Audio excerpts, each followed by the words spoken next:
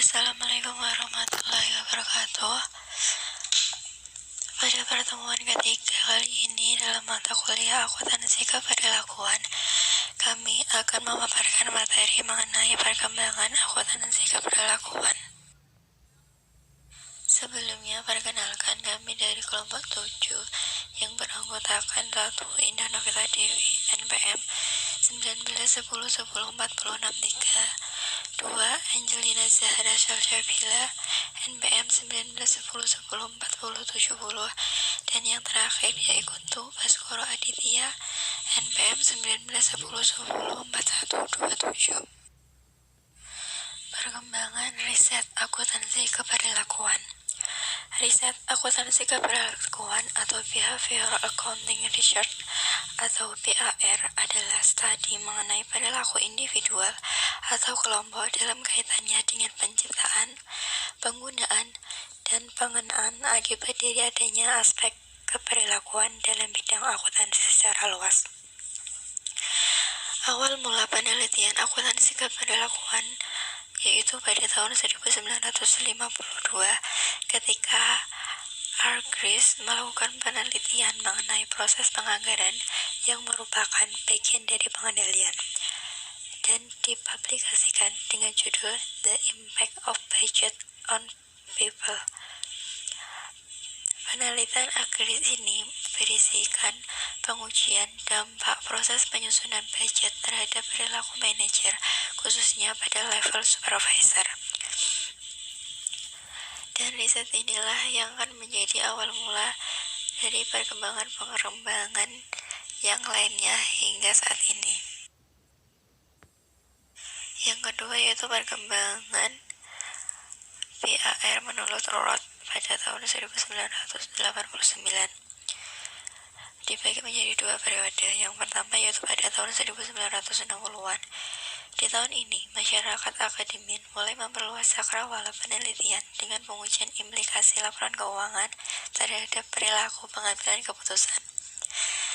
Contoh penelitian ini antara pertama yaitu penelitian Ferguson pada tahun 1920, yang kedua penelitian Dan pada tahun 1931, dan yang ketiga penelitian Hargreaves pada tahun 1952.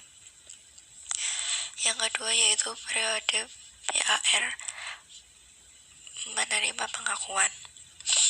Di tahun 1982, Swearinga dan Weeks membuat daftar publikasi riset akuntansi keberlakuan dan menemukan pada periode 1971 sampai 1980 kurang lebih 100 publikasi yang tersebar di Accounting Review, JAR, dan IOS, Abacus, dan Accounting and Business Research. Lord mengklasifikasikan arah topik penelitian menjadi 4 isu. Yang pertama yaitu akuntansi dalam konteks organisasi. Yang kedua, akuntansi dalam konteks penganggaran.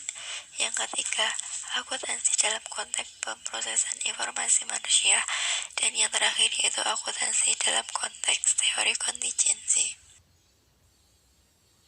Perkembangan BAR menurut Binberg dan Hiltz tahun 1989. Ditinjau dari riset yang beredar dalam riset yang berjudul 3 Decades of Behavioral Accounting Research, A Search for Order, menjelaskan bahwa karakteristik BAR berasal dari fenomena akuntansi dan observasi yang dilakukan secara sistematik.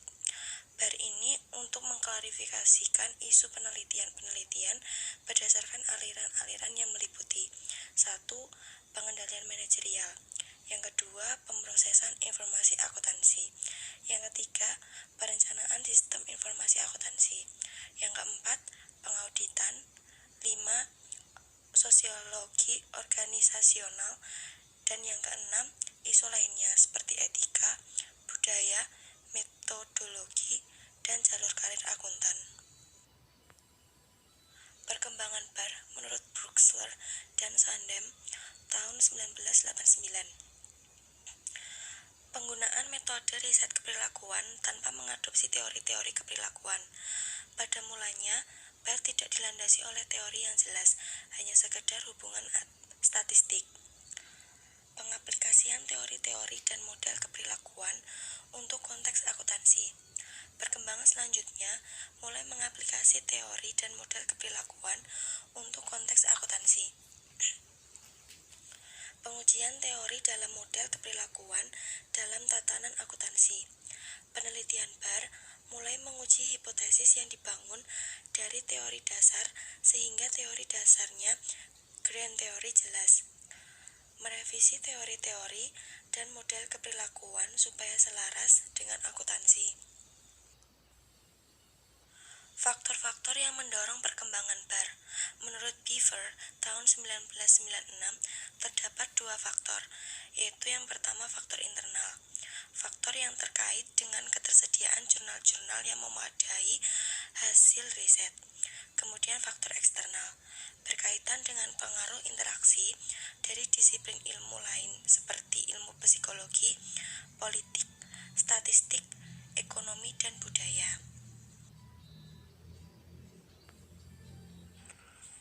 Kendala dan kesulitan yang dihadapi BAR menurut Brewster dan Sundom tahun 1989. Yang pertama, bidang ilmu yang luas. Yang kedua, variabel yang kompleks dan saling terkait. Yang ketiga, perilaku adalah situasi yang spesifik. Keempat, adalah data of validitas internal dan eksternal. Yang kelima, BAR masih dalam tahapan-tahapan awal. Sistem penilaian akademi yang keenam, dan evaluasi kualitas. Kemajuan dan perkembangan yang telah dicapai BAR. Area penelitian akuntansi keperilakuan yang masih membutuhkan perbaikan. Area penelitian akuntansi keperilakuan yang masih membutuhkan perbaikan yaitu yang pertama, definisi dan pengukuran variabel. Yang kedua, perbaikan teori untuk kepentingan prediksi. Yang ketiga, lebih mempertimbangkan penggunaan metode riset positif untuk mengembangkan ilmu yang ada.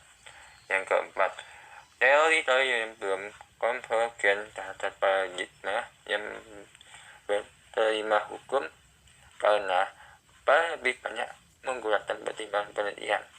Yang kelima, diprediksi. Yang keenam, tersediaan subjek dalam BAR. Dan ketujuh, pengaturan perbedaan keunggulan akuntansi. Sekian dari kelompok kami. Terima kasih atas perhatiannya. Kurang lebihnya mohon maaf. Assalamualaikum warahmatullahi wabarakatuh. Monggo yang mau bertanya persilakan.